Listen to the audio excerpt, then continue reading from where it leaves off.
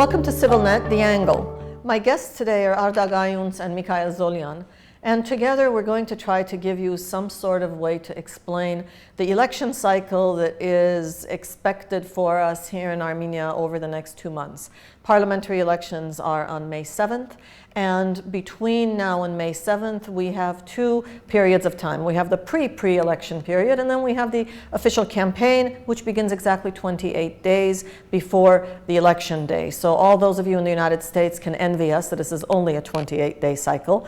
But we sitting here in Armenia are wondering what it is we're going to try to understand over these the official 28 days and the 2 months, in order to see really which of these political parties are promising what and through whom. In Armenia, the parliament is made up of 2 halves. 41 seats are taken by individuals who have divided up the country into 41 districts. They represent an actual geographic district. And the other 90 seats belong to various political parties based on the percentage of votes that they receive in the election. Artak Ayunts and Mikayel Zolyan, today we have 2 sets of formal lists. The Republican Party, the ruling party, has announced the first 20 names, no more. The press is talking about the other possible names, but we don't know them for sure yet. And the combination of the Zharankutun Heritage Party, led by Rafi Hovhannisyan, and the Free Democrats, who have joined up with them, led by not just former Foreign Minister Alexander Arzumanyan, but also head of the party, Khachadur Kokobelyan. So we have 2 formal announcements thus far, and we're waiting for the rest. Can we talk about both the way in which these lists appear to be made up and the timing of the lists? On Sunday, the Heritage Party, together with the Free Democrats, announced both their lists, the majoritarian, district by district, and the actual party list. Do we have any sort of first reactions at the list? The party list, of course, is headed by Rafi Hovhannisyan in the number 1 position, Khachatur Kokobelyan in the 2nd position, Zaruhi Postanjan, heritage member, in the 3rd position, and Ali Arzumanyan, the former foreign minister, in the 4th position. Reactions, initial reactions to the makeup of the list? Well, my initial reaction was not so much about the first 4 positions, but the rest.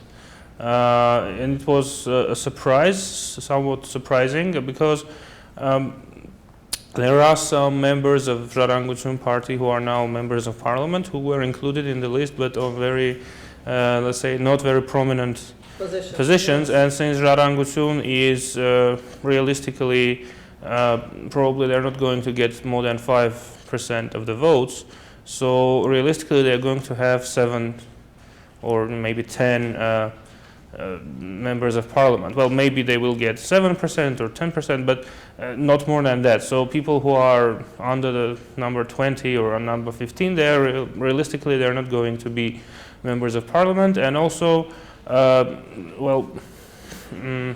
people who watch us outside of Armenia might find it surprising, but in general in Armenia, the majoritarian candidates have very few chances to win if they are from the opposition.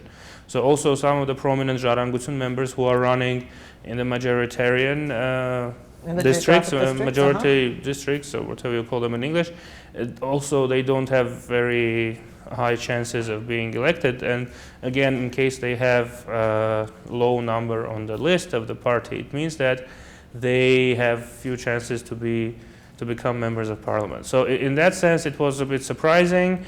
Also, some of the prominent Free Democrats were not there, particularly Ararat Zurabian, who is considered to be one of the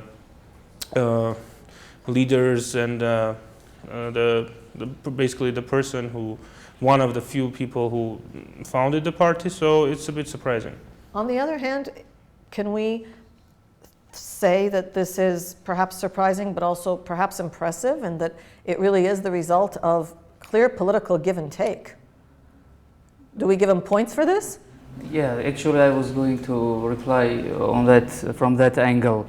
And I don't think that merging 2 political parties adds more value to Zharankutun or heritage, because as far as I understand, they are going to be presented as a party, as not as a union or alliance or coalition, yeah, right. so because they need to take at least 5% in that case, in contrast to what they would need, like 7% in case of alliance. So if they are still going to be is a list of heritage party, which as far as I understand it is like that, because they are going to be mentioned as heritage party, right. and there are some people who are added there from another party. What value does it add to the social capital of a heritage party? I'm not sure that the other members who were not who are not members of heritage party will add value to the heritage party as such, not as to the as people or like people who are prominent in opposition or whatever. But if it was the case, then they should have had one alliance list and not as a party. So if they are going again as a party, so what's the point of making all these discussions and etc. Just to make more competitive their list? And I don't think that this makes heritage list more competitive. Even if we were to say that, look, by looking at this, the polity, the electorate, can look at this and say, look, finally two parties that understood that together their reach, their weight is more than it would have been individually. There are many more active political names on this combined list than there are, for example, in some of the other conjectures. They don't get points for this? The problem that I said so is that the Free Democrats just were established just relatively recently. Yeah, so it is just a matter of a project that is trying to get into parliament. So I don't think that they are politically mature enough as a party list members. If they were like represented in majoritarian areas, then I would understand. This is the system, and they are famous in their being kind of politician. But as heritage party members, to put it into list, I don't think that this is wise from heritage side. Can we take this one step further and say that if the nature and purpose of the union is a little bit unclear at this point, it's going to be even more problematic when they get in? I don't even want to say if, I'm going to say when they get into parliament with whatever number. I mean, if up to now Heritage was a cohesive force, might this translate into problems later? Yes, I mean, we don't know what will happen, but already now there are some people on the list who we never heard about their affiliation with either Heritage or Free Democrats before, or people that used to have certain conflicts with the party and now they're back and they're in the list. So it's not very clear what was the logic. Probably it was just a negotiation logic, and certain people just agreed to certain positions, and that's how this list was combined. But in general, I would say that probably Heritage would have been safer just going to the elections alone, because the Free Democrats party is mostly, it consists of former members of Armenian National Movement, and Heritage is basically the opposition party, which is voted by people who don't like the Armenian National Movement. So if you don't like the Armenian National Movement, but you're opposition, you vote for Heritage. Basically, that's how things are in Armenia. And in this way, by creating an alliance with people who were part of the Armenian National Movement for 20 years, some voters might be disappointed.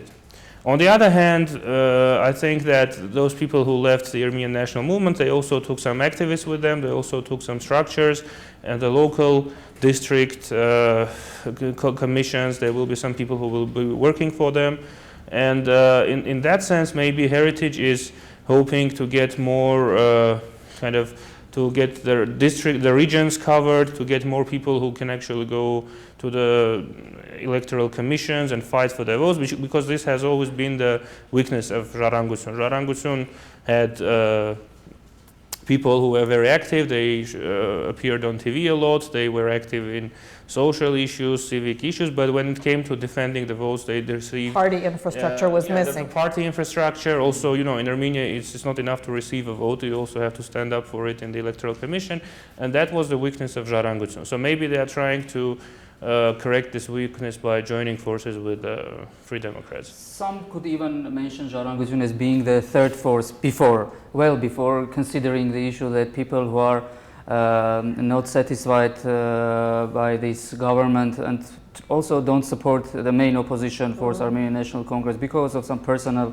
issues or maybe even political. So those would be elected, would be voting for Heritage Party. But given that now Heritage is representing basically the figures, not the most prominent ones actually, from Armenian National Congress or from Armenian National Movement, and in their list, so I don't think that this will help Heritage in gaining more votes. And I think this will the people, as Mikael said, the people who were would be eager to vote for Zharangutsun just because they represent some kind of different approach they lead the different discourse in politics. Currently they wouldn't now, because they see, so it's just a matter of politics to be elected as an MP in the parliament rather than standing by their values and ideas. And the part of there is also this ideological difference between Free Democrats and Heritage. But I don't want to focus on this, because currently our political arena is not stable enough and well composed enough to talk about things like left or right or whatever. So, but again, this is also an issue for future. So I don't think this will last for long, this alliance. But I do want to come back to that. I was going to say that it's interesting that we've spent all these minutes talking about it and never talked about ideology, compatibility, and all of that. So we'll have to wait and see how they begin to talk and campaign, and see if there really is an ideological overlap. And perhaps that's the value added. Perhaps Armenian and Anush Setragian and the others will bring a value added in terms of ideology to this discussion, but we'll see. Let's refer very briefly to the announcement by the Republican Party about part of their list. They didn't announce all of the list. They only announced part of it. I think the timing is as important as the content. Were they just trying to get into the news cycle and say, you know, don't forget us, we have some interesting names too? Is that what they were doing, or is it really the names that mattered? I think that if they have like 70 names, and all like people know what Republican Party is about, they will be shocked. So those by How would we be shocked?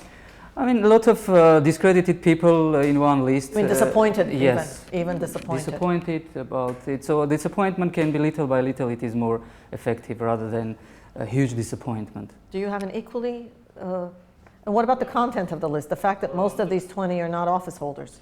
The content is that, yeah, I mean, you can understand if some people are disappointed, because there was a lot of talk in the Republican Party about changing things, and the recent Republican Party Congress was basically held under the banner of changes, that, you know, that this party itself will become the force for changes. And now we see not only the same faces, but even faces that were forgotten.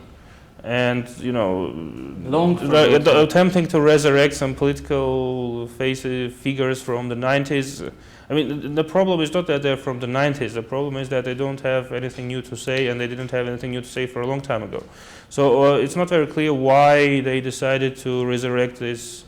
You know, my first reaction was that certain people need to go to retire from politics. And, you know, I mean, it's in all parties. It's not only in the Republican Party. I mean, in opposition also there are people like that. But for the opposition, it's a bit more difficult, because they don't have the government, you know, structure on their side. The Republicans, they have all the government structures on their side, and there are a lot of young people who are willing and, you know, struggling to get into those structures. They could have used this potential, and they haven't used that. Just very shortly, yeah, we can talk about who is in the list, who is number 15 or 25 or whatever, but it's more important to see who are the leaders of this party. So first, three, I would say one or maybe three figures, and we see who are these three figures in the Republican Party list, and everybody else who is in the list, maybe they are long forgotten, discredited in politics, whatever, but don't necessarily add anything to this list, but they are in line with this party's ideology, right? If they are in there, so we should speak up because this is elections for parties, not for like people. Yeah. So if I see the same people who had been in power for the last several years in the country and never brought any change in this country, and even make it even worse and worse, look at every figure in the statistics, even their official statistics, then why should I care who is in number 10 or 15? I still think that this is not the approach to change anything, if someone can still believe that this party can change anything in our country. So isn't it weird that we've talked about everything except the fact that the list, the parliamentary delegation list for the ruling party is led by the president of the country? It's almost as if we're just, you know, accepting it as one more bit of information.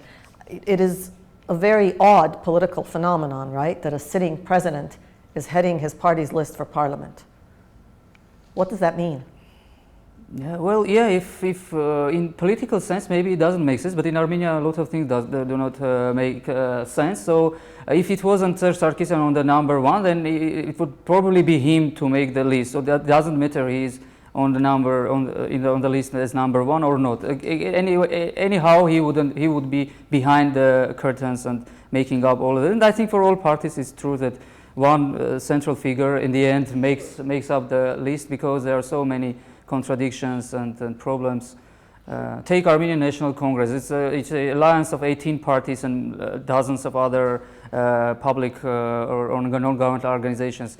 If it was left to them, it would be very good to do so, but they announced that they couldn't make the list, so like in a very democratic way, so that they needed one prominent figure to make this up. And it was, but again, it was very important that this decision was agreed by those. So they knew that if they don't have a consensus, then there will be someone else, the most prominent figure, the first president, who would make the list. So they agreed on this. So the more democratic we want, the more undemocratic it turns to be. But this is the case. This is the case in our country, because we are not trying with these elections to change the ideology of a ruling party or bring new breath into the elections as an ideology. Yeah? We are trying to change entire political infrastructure so that more democratic elections we would have, so more democratically oriented people would be in power, so that we would be able, and different people would be in power compared with current government, so that we will start at least hope that things can change. Unless we have this, nothing is going to change.